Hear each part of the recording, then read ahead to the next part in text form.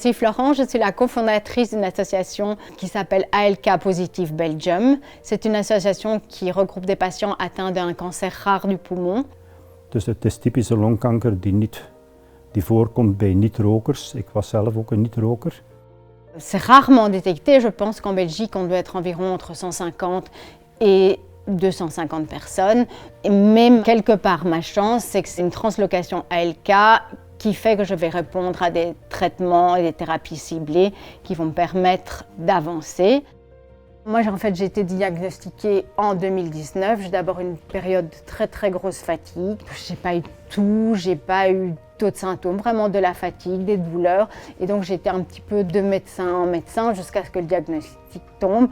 Un cancer rare et un stade avancé. C'est un petit peu tout à coup comme si on était sur une autoroute et puis qu'on vous arrête au frein à main, que les voitures continuent à tourner, à avancer devant vous. Vous restez là, vous ne savez pas ce que vous allez avoir dans le dos, vous ne savez pas ce que vous allez avoir devant. Ça ou un tsunami, c'est vraiment une expérience. Puis à ce moment-là, on se dit, je vais mourir, je vais mourir, je vais mourir.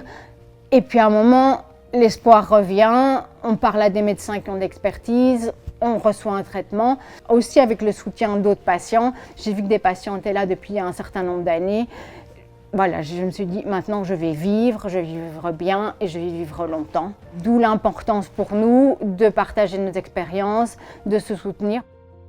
Donc on a décidé de rassembler nos forces à plusieurs patients en Flandre, à Bruxelles et en Wallonie.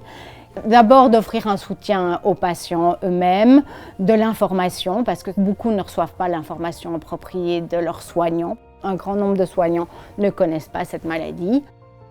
De bedoeling van die patiëntengroep zou zijn om samen onder ervaringen uit te wisselen, tips te geven over het behandelen van bijwerkingen, ook tips over de informatie over ziekenhuizen en onderzoeken die mogelijk zijn.